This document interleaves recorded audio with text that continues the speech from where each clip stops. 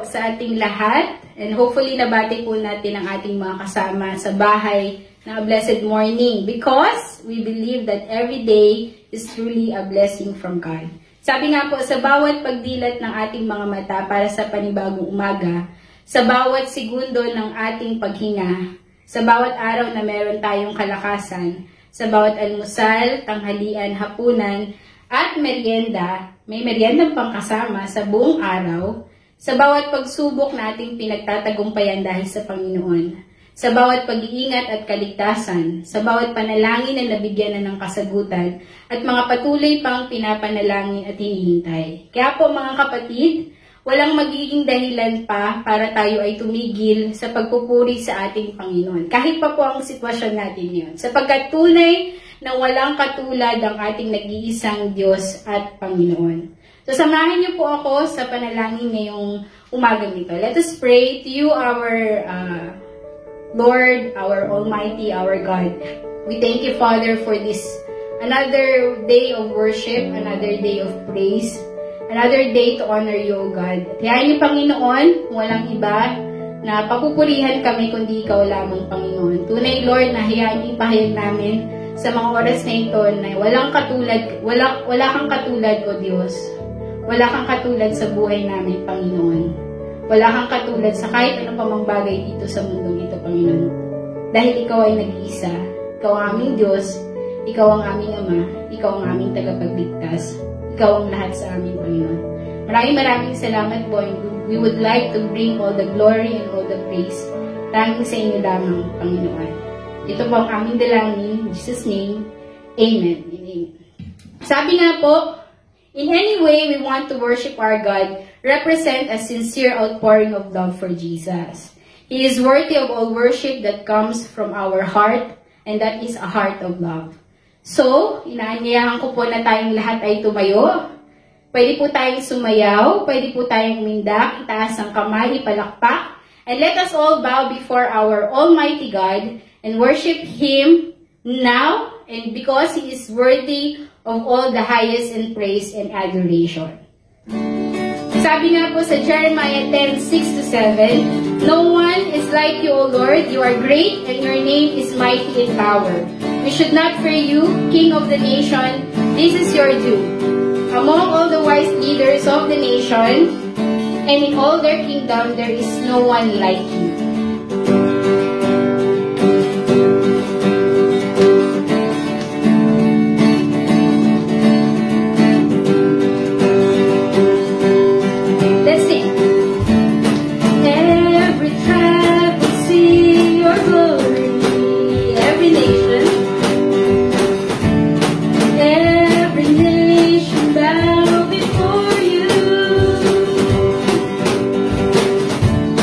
Oh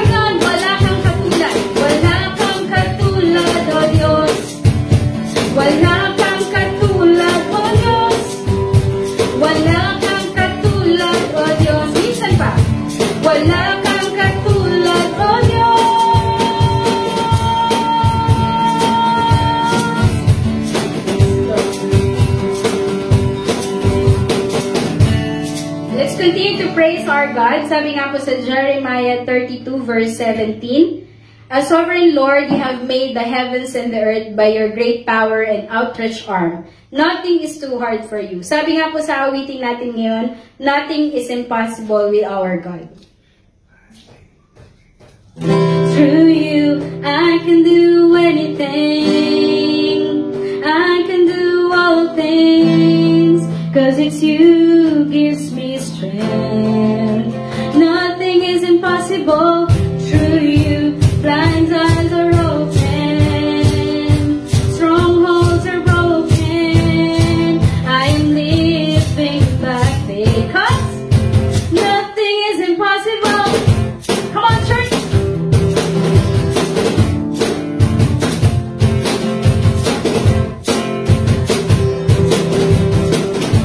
Let's declare. I'm not gonna live by what I see. I'm not gonna live. I'm not gonna live by what I feel. Cause deep down, I know that you're here with me. Cause I know that you can do anything. Through you, I can do anything. I can do all things, 'cause you gives me strength. Nothing is impossible. Through you, blind eyes are open, strongholds are broken. I am living by faith. Nothing is impossible. Come on.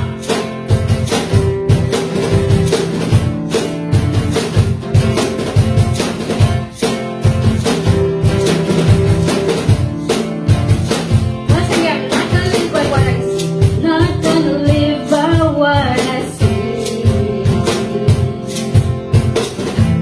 Not gonna live by what I feel. Just deep down,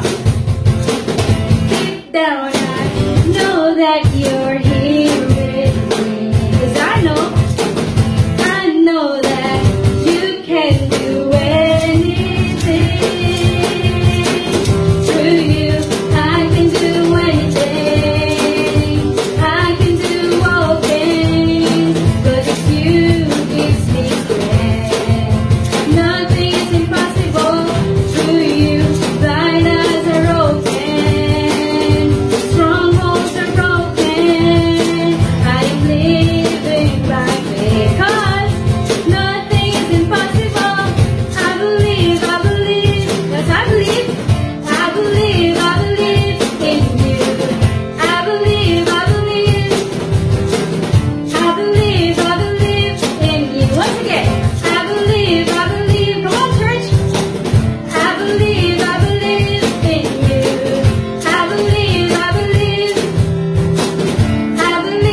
believe in you.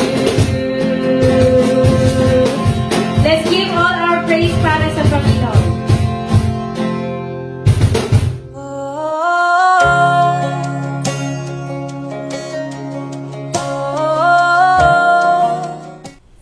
Magandang araw po, a Blessed Church. Para po sa ating scripture reading, kunin niyo na po ulit yung Bible ninyo at pumunta po tayo ulit sa Matthew chapter 5 verses 1 to 12.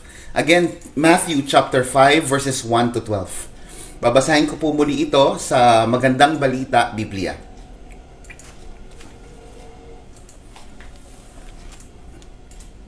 Nang makita ni Jesus ang napakaraming tao, umakyat siya sa bundok. Pagkaupo niya, lumapit ang kanyang mga alagad, at siya'y nagsimulang magturo sa kanila. Pinagpala ang mga taong walang inaasahan kundi ang Diyos, sapagkat kabilang sila sa kaharian ng langit. Pinagpala ang mga nagdadalamhati, sapagkat aaliwin sila ng Diyos. Pinagpala ang mga mapagkumbaba, sapagkat mamanahin nila ang daigdig. Pinagpala ang mga may matinding hangarin na sumunod sa kalooban ng Diyos, sapagkat sila'y bibigyang kasiyahan ng Diyos. Pinagpala ang mga mahabagin, sapagkat kahahabagan sila ng Diyos. Pinagpala ang mga may malinis na puso, sapagkat makikita nila ang Diyos. Pinagpala ang mga gumagawa ng paraan para sa kapayapaan, sapagkat sila'y ituturing na mga anak ng Diyos. Pinagpala ang mga inuusig ng dahil sa kanilang pagsunod sa kalooban ng Diyos, sapagkat kabilang sila sa kaharian ng langit.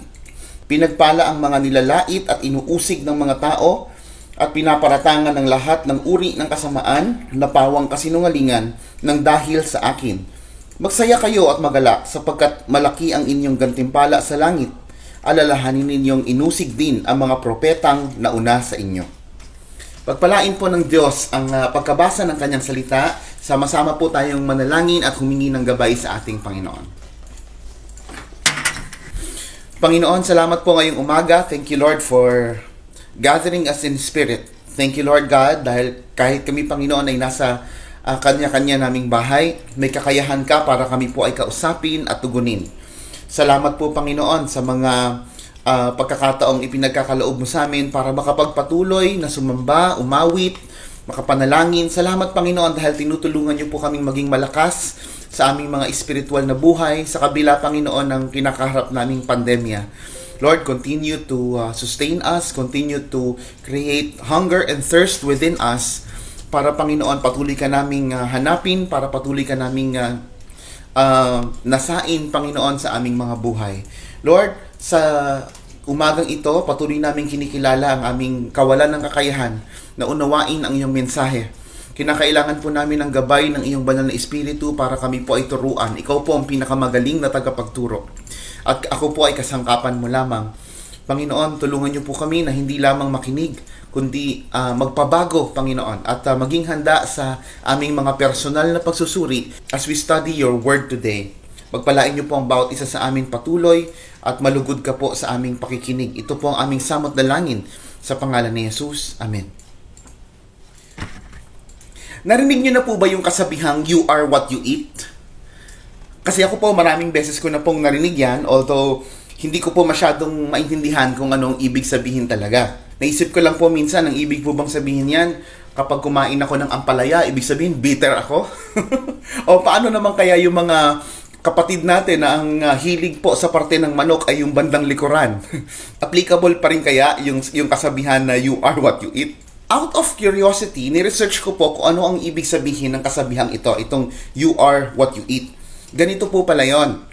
Ang tinutukoy po sa kasabihang you are what you eat ay ang kaugnayan ng physical condition natin batay sa ating mga food intake.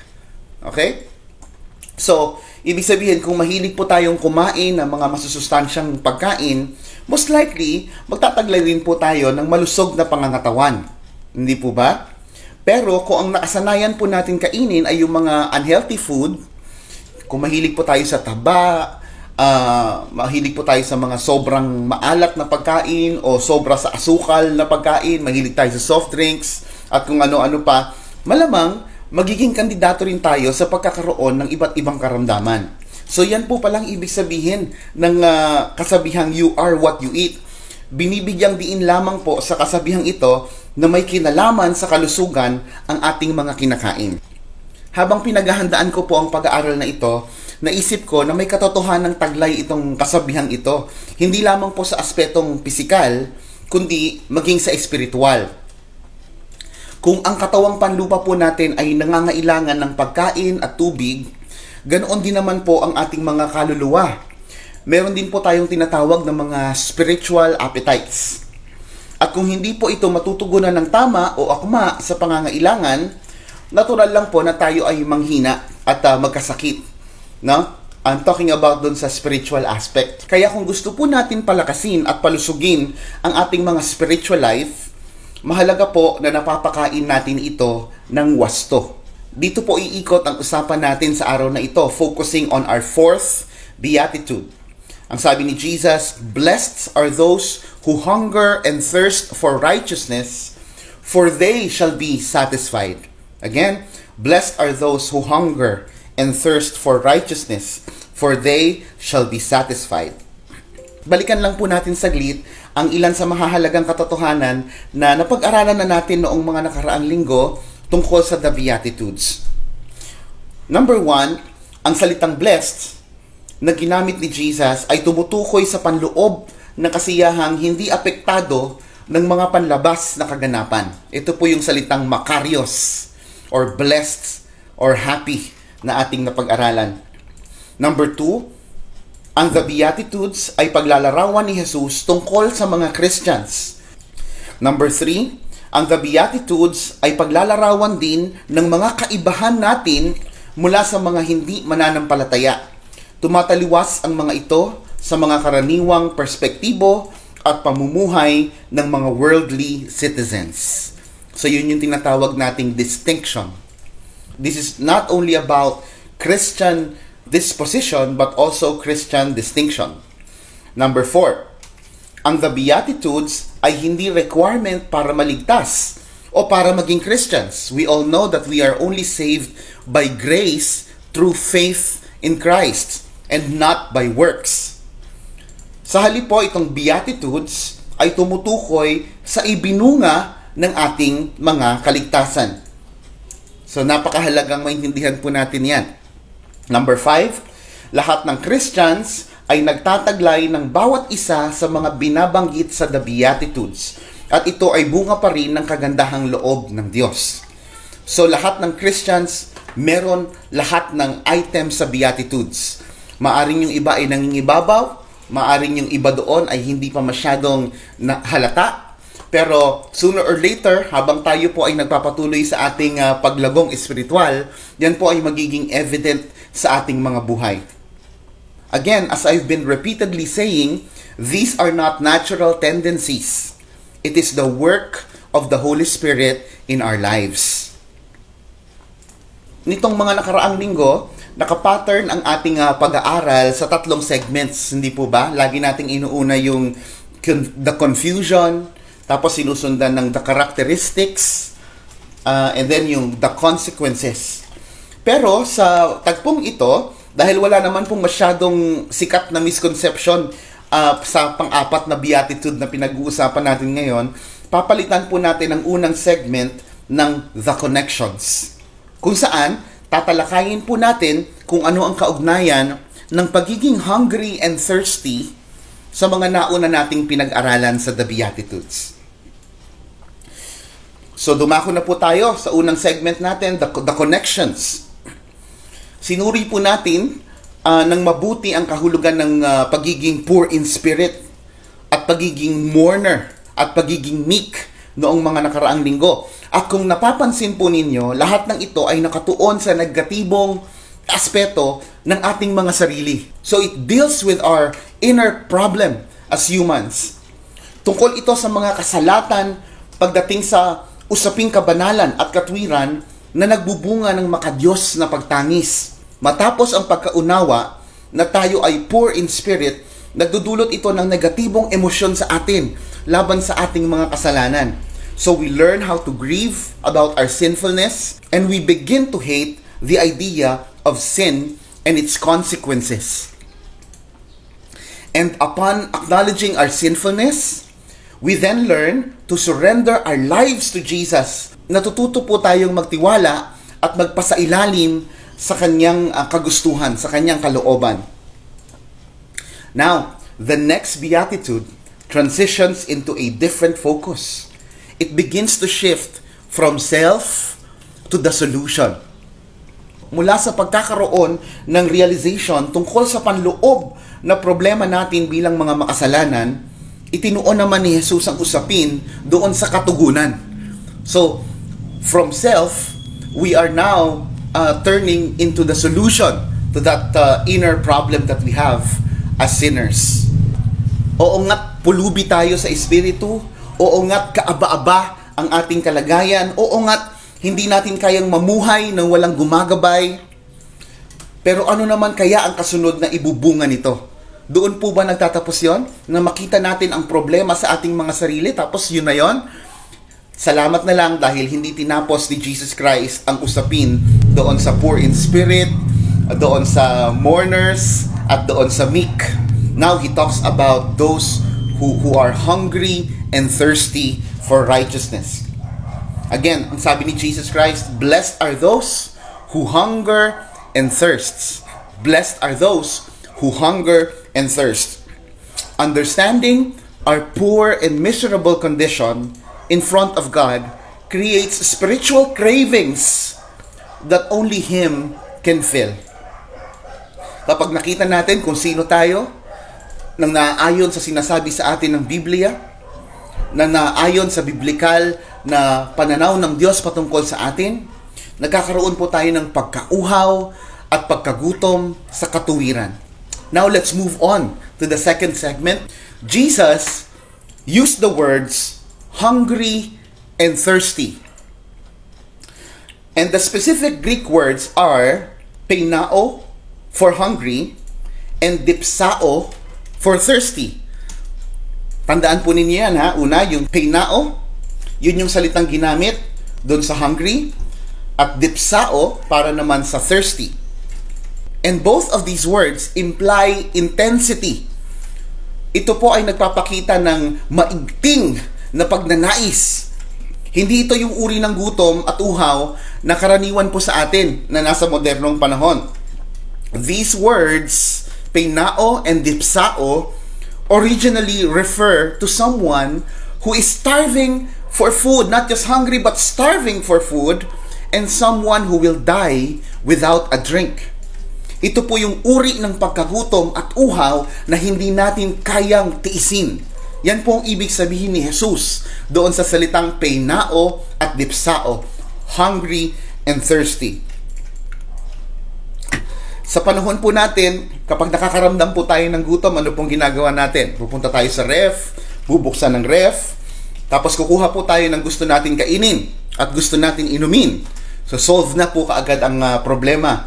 Pero hindi po ganito ang tipikal na pinagdadaanan o karanasan ng mga taong nakikinig kay Jesus during His Sermon on the Mount. So hindi po yan yung uri ng gutom at uhaw na kanilang nararanasan. Bigyan ko po kayo ng kaunting background. The average family during that time, during that ancient world, can only eat meat once a week. Minsan lang po sila sa isang linggo nakakakain ng karne. Okay? Sobrang liit po ng income nila, kaya ang tingin po nila sa pagkain ay hindi luho, kundi pangangailangan. It is not a luxury, kundi necessity. Ganun po nila tinitingnan ang pagkain at inumin. Kumakain po sila, hindi para masatisfy lang ang cravings. Hindi lang dahil, may cravings ako sa ganito, umorder ka nga online yan. No, hindi po ganoon ang kanilang konsepto ng gutom at pagkauhaw.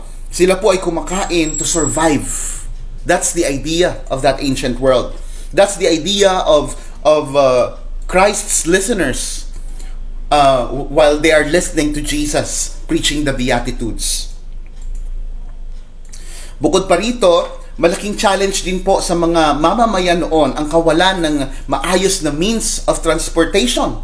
So, kung ang problema po natin ngayon ay traffic, inevitable yon dahil maraming sasakyan. Ang problema nila noong panahon ni Jesus Christ sa mundo ay ang kawalan ng transportasyon, ang kawalan ng mga masasakyan. So, ano ibig sabihin? Mahirap pong maglakbay noong mga panahong iyon. At dagdag pa sa pahirap na kanilang nararanasan noon, ang ruta na kanilang pinagdadaanan. They go through large deserts without enough supply of water.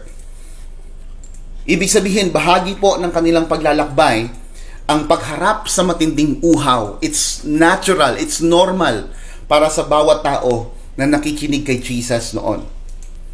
Sa case po natin, minsan nakakaranas po tayo ng panginginig ng kalamnan. Naranasan nyo na po ba yan? Yung nakalimutan yung kumain, masyado kayong nag-enjoy sa pagpe-Facebook o paggawa ng inyong mga trabaho, halimbawa. Tapos maya-maya nakikita mo yung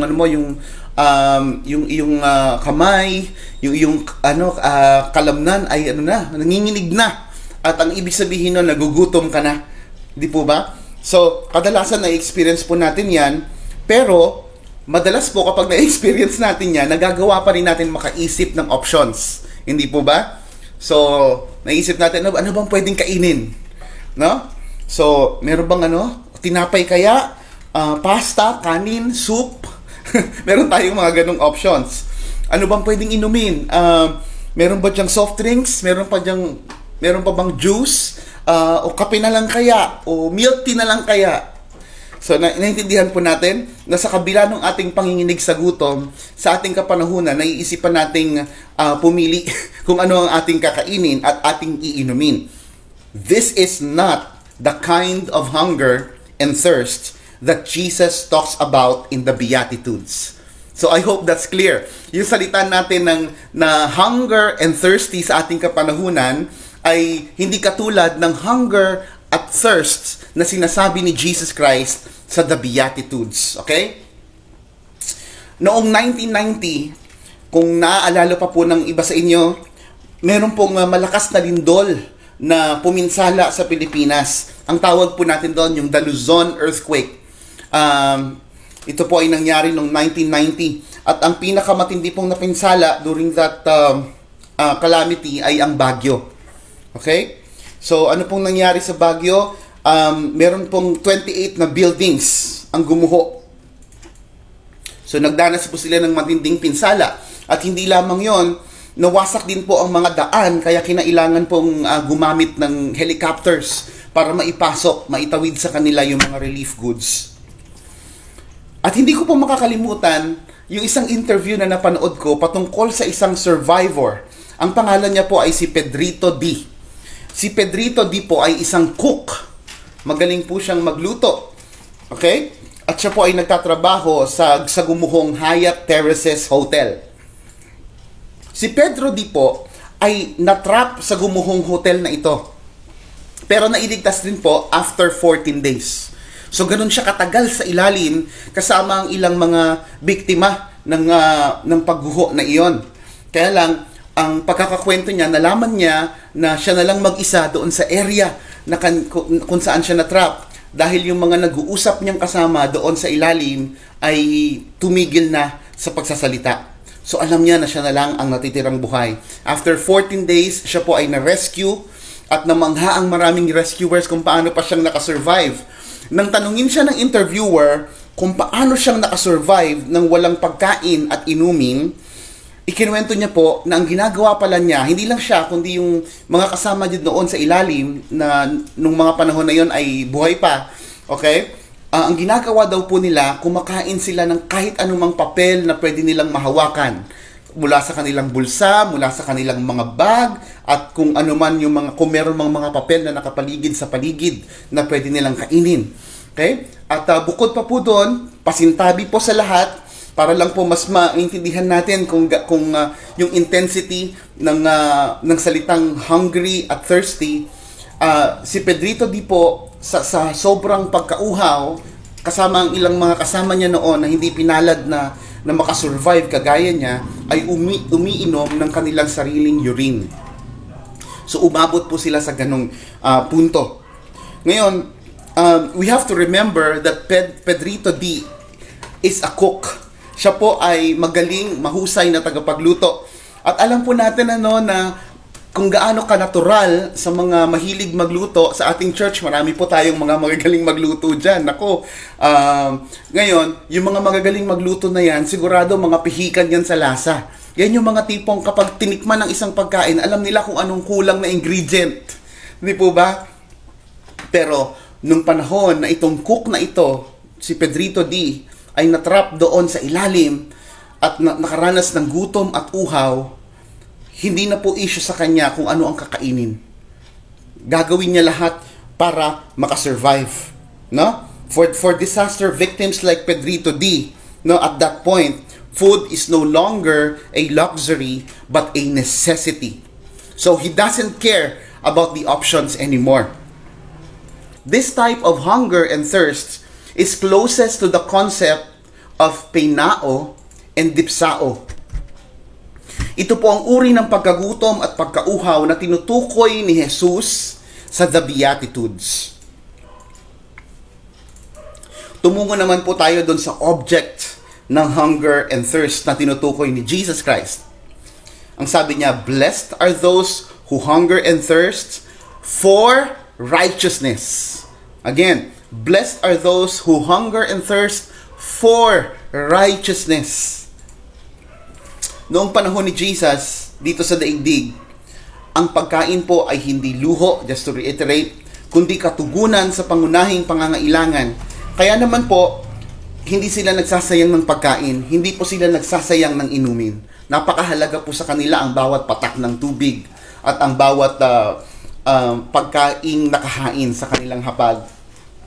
Ang pangunahing gamit po ng lupain during that time ay hindi pasyalan, kundi upang sakahin. Yan po ang primary usage ng land. At ang mga balon naman po ay hindi lang architectural designs. Di po ba sa panahon natin kapag nakakita tayo ng balon, nagiging background sa ating mga photo shoots, di ba? Kapag may mga nagpi-prenup, ang sarap magpa-picture na nakaupo ka sa balon, di po ba? At kung ano-ano pa. But during the time of Jesus, it is not just an architectural design, pero yun po ay katugunan sa kanilang matinding uhaw na nararanasan. The land and the well during those times are matters of life and death. So dapat clear sa atin yan para maunawaan natin kung anong ibig sabihin ni Jesus dito sa pang-apat na beatitude na kanyang ipinapangaral. Kaya, nang idinugtong ni Jesus ang salitang righteousness o katuwiran sa mga salitang hunger at thirst, gusto niyang ipaunawa na ang righteousness ay necessity. Naintindihan po natin? Yan po ang punto ni Jesus Christ. Kasi weird, hindi po ba? Pwede niya namang sabihin, blessed are those who are hungry and thirsty for bread. Di ba? Pero for some reason, bakit righteousness ang kanyang idinugtong doon sa salitang hungry at thirsty? He wants us to know that righteousness is a necessity. That is our greatest need as humans, not bread. So kung paanong ang physical life natin ay nakasalalay sa pagkain at tubig, ang spiritual life naman po natin ay nakasalalay sa righteousness. Pero pag-usapan po natin, anong righteousness kaya ang tinutukoy ni Jesus sa bahaging ito? Number 1, Christians hunger and thirst for Christ's imputed righteousness. Let me read that again. Christians hunger and thirst for Christ's imputed righteousness. So nauuhaw ang mga Kristiyano sa katuwiran na ipinataw ng Panginoon sa ating mga buhay. Natutunan po natin na tayo ay mga poor in spirit. Ibig sabihin, hindi lang po tayo kapos sa righteousness, kundi salat. At dahil tayo po ay walang-wala, tayo ay salat, kinailangan po nating mamalimos sa kung sino man ang meron. And in this case, only God is good. Jesus is the only source of our righteousness. So dito po pumapasok ang kahalagahan ng salitang imputed. The righteousness that God sees in us is not our own righteousness. It was the righteousness imputed on us by Christ. Ang ibig sabihin po ng salitang imputed sa Tagalog ay ipinataw, inilagak, ipinutong, ibinigay. So kung kayo po ay nakakapanood ng mga beauty contests, Miss Universe, Miss World, di po ba? Sa bandang huli, ang corona po ay ipinuputong doon sa nagwagi. Ganon din po ang katuwiran na naranasan natin mula kay Jesus. Ito po ay ipinutong sa atin na para tayong mga nagwagi. So, yun po ang ibig sabihin ng imputed. The righteousness of Christ was imputed on us by Jesus. Ang sabi po sa 2 Corinthians 5:21, hindi nagkasala si Kristo, ngunit alang-alang sa atin, siya'y itinuring na makasalanan upang sa pakikipag-isa natin sa Kanya ay maging matuwid tayo sa harapan ng Diyos. So, tinitingnan po tayong matuwid ng Diyos dahil sa katuwirang taglay ng ating representative, ng ating advocate, ng ating Savior, na ang pangalan ay Jesus Christ. Kaya nang buhayin po ng Diyos Ama si Jesus, He was actually telling His people, I accept my beloved Son's sacrifice on your account. tinatanggap ko ang sakripisyo ng aking mahal na anak na si Jesus para sa iyo. Iyon po ang ibig sabihin ng imputation or imputed righteousness.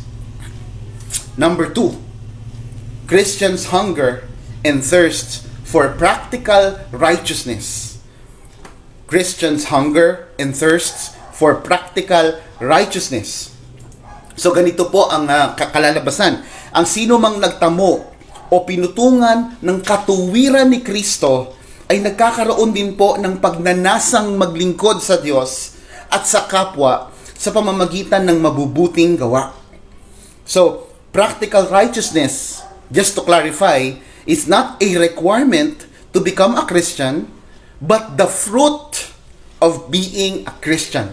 So natural po sa mga Kristiyano ang maghangad na makagawa ng mabuti sa kapwa.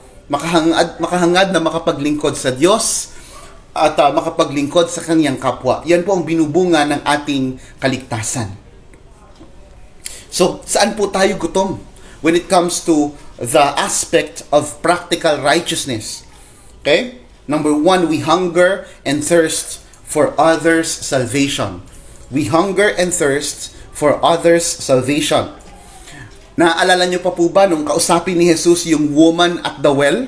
Yung Samaritan woman? Alam niyo po kung anong ginawa ni Jesus Christ? He introduced the gospel to that sinful woman. At pagkatapos po ng pag-uusap nila, dumating naman po yung mga disciples ni Jesus Christ. At nagulat sa itsura ni Jesus Christ kasi para siyang nagpanibagong lakas. Ang siste, kakatapos lang po ng kanilang mahabang paglalakbay. And they're surprised to see Jesus na para bang na-rejuvenate, na-energized. Kaya ang tanong nila kay Jesus, Panginoon, kumain ka na ba?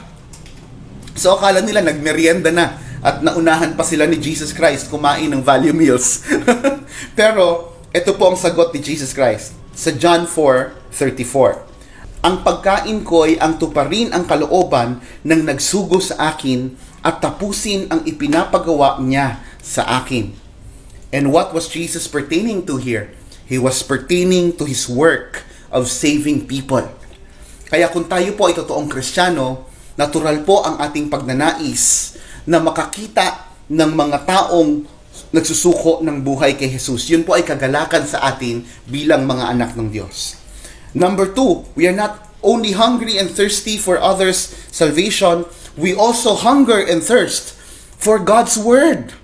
We hunger and thirst for God's Word. Ito po ang sabi ni Jesus Christ mismo sa Matthew chapter 4 verse 4. Ngunit sumagot si Jesus, nasusulat, hindi lamang sa tinapay na bubuhay ang tao, kundi sa bawat salitang nagmumula sa bibig ng Diyos. For true Christians, studying the Bible is not just a hobby that can be done during spare time. Yung pagbabasa po natin ng Bible ay hindi natin ginagawa kapag may free time lang tayo. Hindi ito libangan lamang na ginagawa natin. Pero kapag tayo po ay nagbabasa ng Biblia, we acknowledge that this is a necessity. Alam natin na hindi tayo makakapagpatuloy ng malusog at malakas sa ating mga espiritual na buhay labas sa salita ng Diyos. We needed to be guided. We needed nutrition from the word of the Lord. Kaya ang ibig pong sabihin, hindi dapat lumilipas ang isang araw na hindi tayo nakakapagbuklat ng Biblia. Kaya po sa page natin, sa A Blessed Church page, kung napapansin po ninyo, araw-araw po naglalabas po tayo ng Bible verse, kahit man lang pa isa-isa, 2, 3, pero masiguro lang na tayo po ay napapakain ng salita ng Diyos. Kasama po dito sa aspetong ito, hindi lang ang pagbabasa, kundi ang pag-aaral ng salita ng Diyos. Pangatlo, we hunger and thirst for God's presence. We hunger and thirst for God's presence. For a Christian, a day shall not pass by without prayer. May natural po tayong pagkauhaw na makaniig ang Diyos sa araw-araw. Hindi lamang po sa mga panahon na tayo'y namomroblema. Hindi lamang po sa mga panahon na tayo po'y nalulungkot. Hindi lang sa mga panahon na merong umaaway sa atin. Hindi lang sa mga panahon na nakakaranas tayo ng matitinding hamon sa buhay. Meron po tayong natural na pagnanais na kausapin ang Diyos, na maranasan ang presensya ng Diyos sa araw-araw. Ito po ang sabi sa Awit 63 verse 1. O Diyos, Ikaw ang aking Diyos, na lagi kong hinahanap. Ang uhaw kong kaluluway, tanging Ikaw ang hangad, para akong tuyong lupa, na tubig ang siyang lunas. Psalm 63 verse 1. Also, we hunger and thirst for the specific call that we received from God. We hunger and thirst for the specific call that we received from God. Meron din po tayong natural na pananabik bilang mga Kristiyano na alamin at tuparin ang ating mga personal na panawagan. Christian, hindi pwedeng wala kang calling. Hindi lang pastor ang may calling, hindi lang mga elders o deacons ang may calling. Ang bawat isang Kristiyano ay may panawagan mula sa Panginoon. Each of us has our own personal calling. Meron po tayong tungkulin na kailangan nating tupdin para sa Panginoon. Ang bawat isa po sa atin ay may iba't ibang kaloob at pagkakatawag mula sa Panginoon. Kaya po, sa Christian life natin, wala pong bench player. Wala po sa ating superstar or MVP, no? At wala rin pong mga bangko. Lahat po tayo ay binigyan ng kaloob para maglingkod sa Diyos. Lahat po tayo ay binigyan ng sapat na kakayahan ng banal na Espiritu para mamuhay ng may paglilingkod. Lahat tayo ay may gampanin ayon sa Diyos na siya ring tumawag. Sabi po sa Filipos 2:13, sapagkat ang Diyos ang kumikilos sa inyo upang inyong naisin at isagawa ang kanyang kalooban. Dumako po tayo sa panghuling usapin natin, the consequence. Ano naman po kaya ang ibinubunga ng pagiging gutom at uhaw sa katuwiran? Ang katuwiran o righteousness na ipinagkaloob sa atin ng Diyos, both the imputed, yung ipinutong na katuwiran, at saka yung practical righteousness na pinag-usapan natin kanina, ito po ay katumbas ng antas ng ating pagkagutom at pagkauhaw. Hindi po maipaglalayo ang dalawang konseptong iyan. Ang sabi po ni Jesus Christ sa verse 6, they alone shall be satisfied. Kasi po, emphatic na naman yung kanyang salitang ginamit doon sa salitang they, with emphasis. Kaya ang literal pong ibig sabihin yan ay they alone shall be satisfied. Ito po ay pangako ni Jesus na tutugunan niya ang ating mga pangangailangan batay sa kung gaano tayo nagnanasa, batay sa kung gaano katindi ang ating mga pagkagutom at pagkauhaw. Paano po ito? Una, lumapit po tayo kay Jesus dahil ayaw nating manatiling pulubi. We understand that we are poor in spirit, no? And we mourn for that. Di po ba? And we have become meek because of that. Our hunger and thirst leads us to seek Jesus and beg for His grace and mercy. Kaya nga po tayo naging Kristiyano kasi nakita natin kung gaano tayo kapulubi, lumapit tayo doon sa nagtataglay ng yaman na kinakailangan natin spiritually. No, we have surrendered our lives to Him, and for that reason, we have given our lives to Jesus. Kaya po tayo naging Christian. Ang sabi po ni Jesus sa John 6:35, ako ang tinapay ng buhay. Ang lumalapit sa akin ay hindi na magugutom kailanman, at ang sumasampalataya sa akin ay hindi na mauuhaw kailanman.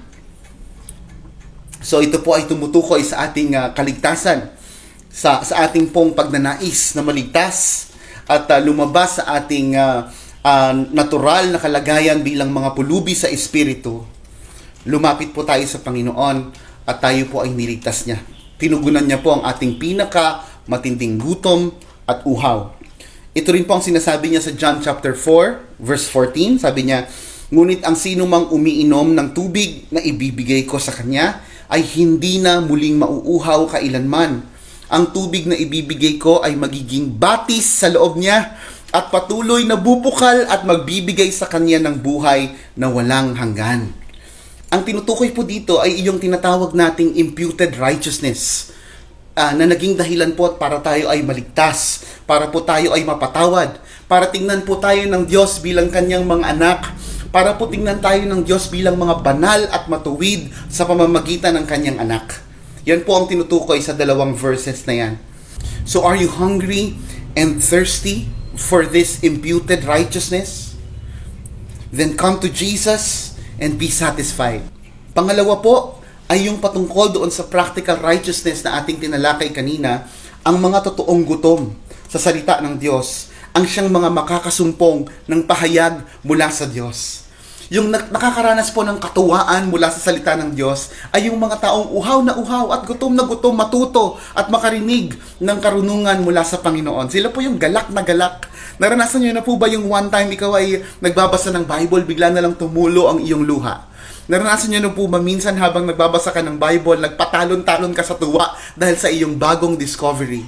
These are joy na nararanasan po ng mga taong gutom at uhaw sa salita ng Diyos. Sila po ang nakakasumpong nito. Ang mga uhaw po sa paglilingkod ang siyang binibigyan ng pagkakataon upang makapaglingkod. Ang mga gutom at uhaw sa kaligtasan ng iba ang siyang pinagkakalooban ng Diyos o ginagamit ng Diyos para doon sa mga taong nangangailangang makarinig ng gospel, para doon sa mga Kristiyanong kailangang maturuan at madisipulo.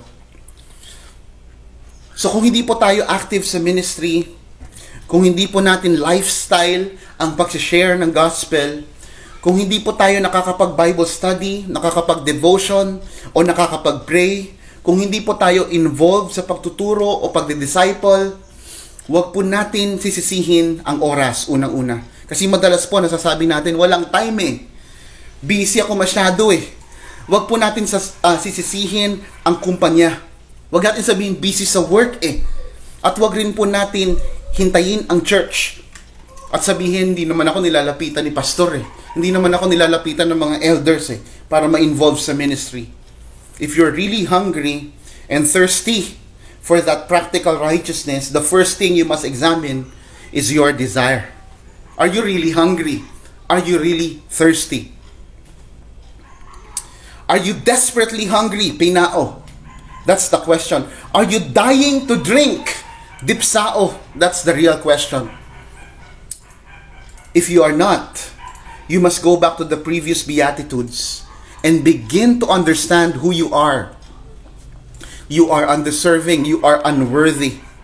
Nang sa gayon, maunawaan natin na ang kaligtasan at ang pagkakataon nating mapalapit at makapaglingkod sa Diyos ay dakilang pribilehiyo. This is not something that we earned. This is a privilege given to us as children of God. So wag natin pong hahayaan ang anumang palusot na humarang sa ating daan para hindi magawa o hindi matugunan ang ating mga gutom at uhaw. Be desperate for that. Be desperate for God. Be desperate for the ministry. Be passionate in serving the Lord. Ang pagkagutom at pagkauhaw po ay senyales na tayo ay buhay. So that's the good thing about it. If you hunger and thirst, that's an evidence that you are alive. The unsaved only possess an appetite for sin. Kung ikaw ay wala kay Kristo, ang pagnanais ng iyong sarili ay para tugunan ang iyong mga makamundong pagnanasa. Inilarawan sila ni Apostol Pedro bilang mga aso na kumakain ng kanilang sariling suka at mga baboy na bumabalik sa putikan matapos paliguan. Yan po ang description ni Apostle Peter sa mga taong tumatalikod sa Diyos. We see that in 2 Peter chapter 2 verse 22. Take note of that and go to that verse later. Samantalang ang mga Kristiyano po ay inilarawan hindi bilang isang aso na kumakain ng madumi at hindi isang baboy na naliligo sa putikan. How does the Bible describes Christians? Ang mga Kristiyano po ay inihahalin tulad ng Bible sa isang malinis na hayop, mga tupa na nananahan sa isang berdeng pastulan at umiinom sa isang malinis nabatis. That is the description of a true Christian. Ang mga pagnanasang taglay ng isang tao ay nakasalalay sa uri ng puso na kanyang tinataglay. Let me repeat that. Ang mga pagnanasang taglay ng isang tao ay nakasalalay sa uri ng puso na kanyang tinataglay. Our desires always reflect the kind of heart we possess. The nature of our appetite indicates the kind of nature that we still possess. Ibig sabihin po, ang isang herbivore, o sabihin natin po, yung mga hayop na kumakain po ng halaman, tawag po sa kanila ay herbivore, patuloy po silang magnanasa ng gulay, ng dahon. Okay? Pero yung mga carnivore, yung ang kalikasan naman po ay kumain ng karne. Patuloy po silang magnanasa ng karne. Yan po ang ibig sabihin. In the same way, the unbelieving heart will always attempt to satisfy itself with different things except with the bread of life. Kakainin nila lahat ng makakatugon sa kanilang uhaw at gutom, maliban lang kay Jesus na nagsasabing siya ang tinapay ng buhay. By this beatitude, Jesus invites us to examine ourselves. What do we crave? Saan nakatuon ang ating mga gutom at uhaw? We can never be truly blessed until we hunger and thirst for righteousness. Tumugon po tayo sa Panginoon sa pamamagitan ng isang maikling panalangin. Let's pray. Panginoon, salamat po sa iyong salita. Salamat po sa pagkatuto. Salamat po, Panginoon, dahil binigyan mo kami, Panginoon, ng kaliwanagan kung anong ibig mong sabihin sa bahaging ito ng Beatitudes. Kung anong ibig sabihin ng pagkagutom at uhaw na iyong tinatalakay, Panginoon, ng ito'y iyong ipinangaral. At Panginoon, huwag niyo po kaming bigyan ng kaalaman lamang. Bagkus, Lord, bigyan niyo rin po kami, Panginoon, ng karanasan patungkol dito. Let us hunger and thirst for your righteousness, both imputed and practical righteousness, Panginoon, ang igawad niyo po, Panginoon, sa bawat isa sa amin. Salamat po, Panginoon, sa iyong kabutihan. Salamat po, Panginoon, dahil lahat ng aming nararanasan, mga pagpapalang espiritual na aming nakakamit, at maging ang aming mga kakayahan, Panginoon, na gumawa ng mabuti sa aming kapwa, maglingkod para sa iyo at para sa aming mga churchmates, sa aming mga kapwa, Panginoon, ay nagmumula pa rin, Panginoon, sa iyong kagandahang loob. It is only by grace that we could do those things, and we can never boast about anything. Everything is by your grace and for your glory alone. Panginoon, dalangin ko po ang bawat isa sa amin na patuloy mong ingatan, pagpalain sa mga susunod na araw. At kung meron man pong ilan sa amin ang namumroblema, namimighati, Panginoon, katagpuin mo po sila sa kanilang pangangailangan. At Lord, patuloy nawa, Panginoon, mauhaw at magutom ang aming mga puso doon sa pagkakataon na kami po, Panginoon, ay makapagsama-sama na bilang iyong mga anak at sama-samang makapanambahan, makapag-awitan at makapag-aral ng iyong salita. Patuloy po kaming umaasa, Panginoon, sa katugunan mo sa aming mga panalangin. Pagpalain niyo po ang bawat isang naririto, Panginoon, sa pangalan ni Jesus lamang. Amen.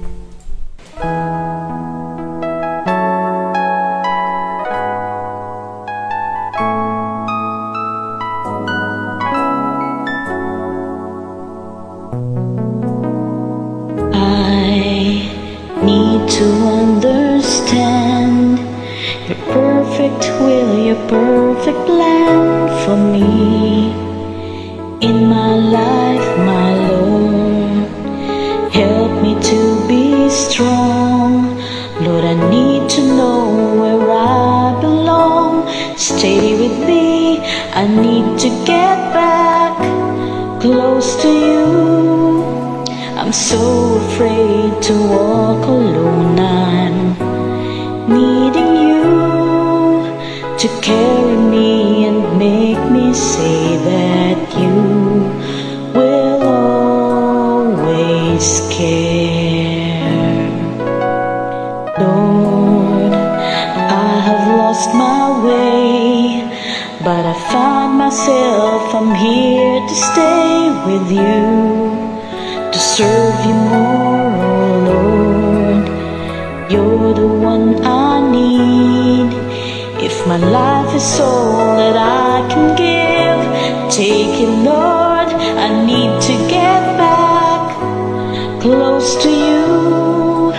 I'm so afraid to walk alone. I'm needing you to carry me and make me say that you will always care.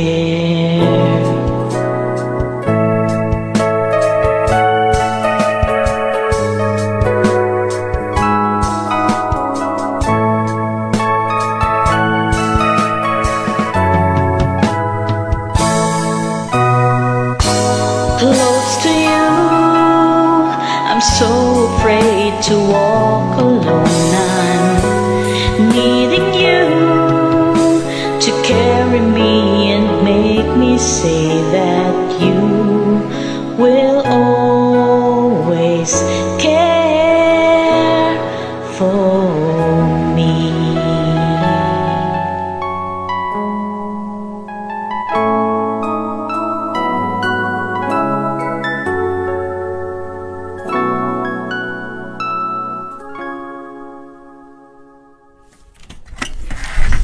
Itaas po natin ang ating mga kamay bilang simbolo ng pagtanggap ng pagpapalang nagmumula lamang po sa Panginoon.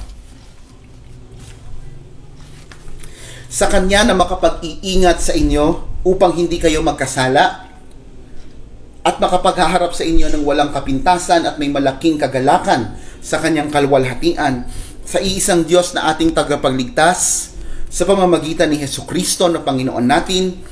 Sa Kanyang kalwalhatian, kadakilaan, kapamahalaan at kapangyarihan mula pa noong una, ngayon at magpakailanman. Amen. Purihin po ang Panginoon.